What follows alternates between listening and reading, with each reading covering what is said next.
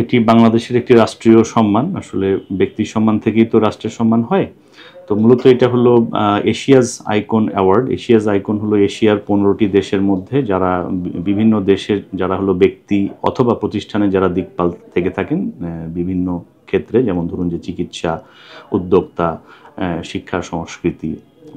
তো এই ধরনের ক্ষেত্রে ওরা এটা হলো India based group, annual groups, এই ধরনের অ্যাওয়ার্ডটি তারা এশিয়ার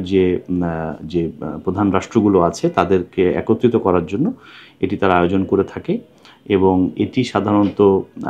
একটি নিরপেক্ষতা এবং তার যে আন্তর্জাতিক মানদণ্ড সেটি বিবেচনা রেখেই তারা করে থাকে। তো এবার তারা বাংলাদেশ থেকে একমাত্র শুধুমাত্র চিকিৎসক প্রতিনিধি হিসেবে নয়, ব্যক্তি হিসেবেও তারা আমাকে নির্বাচন করেছেন। এটা আমার জন্য একটি বড় সম্মান ও গর্বের ব্যাপার, দেশের জন্য একটি গর্বের ব্যাপার। সেটি হলো যে পরিবর্তিত আমাদের রাষ্ট্র কাঠামোর ব্যবস্থাতে যে এখন আন্তর্জাতিকভাবে বাংলাদেশের বিভিন্ন ক্ষেত্রে স্বীকৃতি আসছে, তো তারই একটি অংশ। তো এখন যে বিষয়টি নিয়ে তারা করেছেন সেটা হলো যে বাত ব্যথা, তো এটা আসলে সবার মনে একটি ধারণা রয়েছে, এটা কুসংস্কার রয়েছে, এটা সাধারণত ভালো হয় না এবং এটা দীর্ঘমেয়াদীভাবে রোগীদেরকে পঙ্গু করে দেয় বা রোগীরা বিভিন্ন চিকিৎসকের কাছে যেতে থাকেন বাট কোনো সমাধান মিলতে থাকে না। এবং সাধারণত চিকিৎসাগুলো ব্যথানাশক বড়ি বা স্টেরয়েড এ ধরনের পার্শ্ব প্রতিক্রিয়াযুক্ত ঔষধ দিয়ে করা হয়ে থাকে ইতিহাসগতভাবে। তো আমরা যে চিকিৎসাটা বিগত 2.5-3 বছর ধরে করে আসছি এবং সেটা পরিসংখ্যান অনুযায়ী এখন অনেক রোগী ভালো আছে এবং তার নমুনা রয়েছে, সেটি হলো রিজেনারেটিভ মেডিসিন। অর্থাৎ সেখানে রোগীর শরীরের বিভিন্ন প্রাকৃতিক উপাদান, যেমন ধরুন যে রক্তরস, তারপরে চর্বিজাত stem cell, bone marrow stem cell, ঠিক আছে, এবং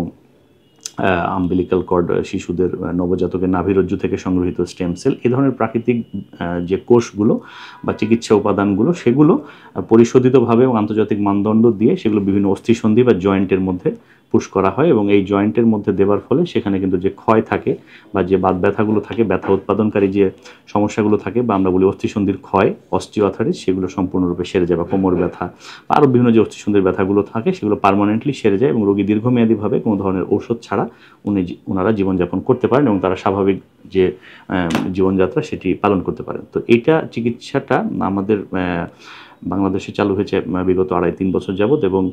যেখানে সবচেয়ে গুরুত্বপূর্ণ বিষয় যে এই যেহেতু মানব শরীরের উপাদান নিয়ে কাজ করে, এটি কিন্তু বিশ্ব স্বাস্থ্য সংস্থার মানদণ্ড অনুসারে করতে হয় এবং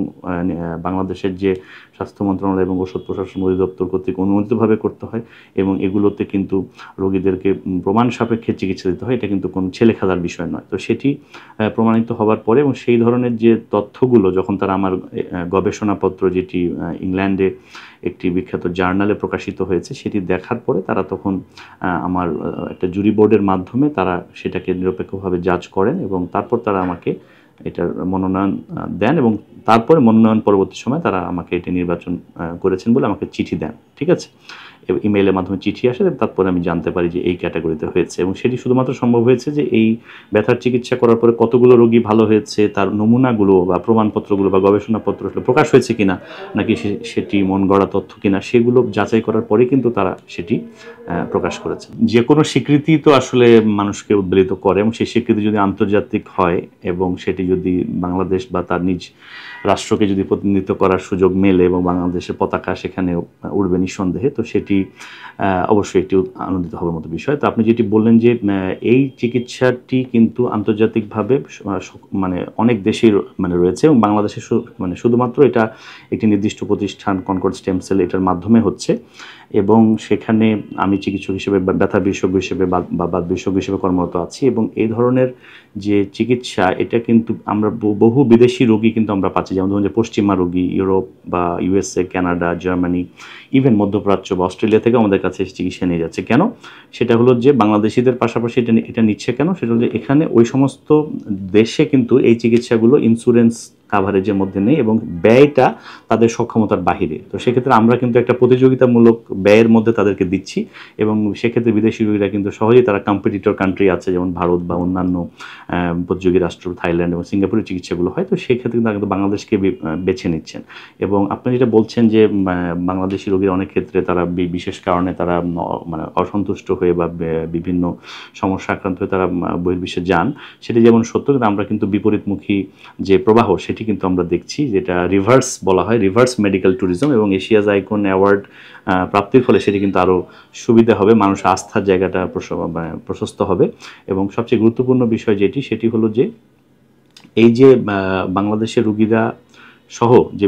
বৈদেশিক রুগীরা যে আমাদের এখানে আসার আগ্রহ পোষণ করেছেন, আসলে আগ্রহ পোষণ অলরেডি তারা এসে চিকিৎসা নিয়ে গেছেন এবং নির্দিষ্ট সময় অতিবাহিত হওয়ার পর তারা কিন্তু তাদের ফিডব্যাক দিয়েছেন যে শুধুমাত্র চিকিৎসাটি নিলেন তাই নয়, 6 মাস 1 বছর বা বিভিন্ন সময় চলে যাওয়ার পর তারা কেমন আছেন, এখনো সুস্থ আছেন কিনা সেটা তারা কিন্তু ফিডব্যাক দিয়েছেন। এবং আরও একটি গুরুত্বপূর্ণ বিষয় আছে এখানে, সেটি হলো যে এই যে তারা আসেন বিদেশ থেকে, যে তারা চিকিৎসা নিতে আসেন এবং তারা কিন্তু শুধুমাত্র অ্যাডভার্টাইজমেন্ট বা তারা কিন্তু শুধুমাত্র এই বিজ্ঞাপন দেখে আসেন না, তারা কিন্তু এটা যাচাই বাছাই ওয়েবসাইট এবং তারা এই ধরনের যে চিকিৎসার মানদণ্ড তারা বিবেচনা করেই কিন্তু তারা এই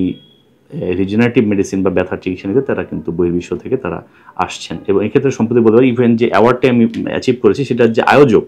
আয়োজকের একজন সমন্বয়ক আছেন, তিনি কিন্তু ভারতীয়, তিনি নিজে তার মাকে বাংলাদেশে আমার কাছে তার মায়ের হাঁটুর চিকিৎসা করাবার ব্যাপারে আগ্রহ পোষণ করেছেন।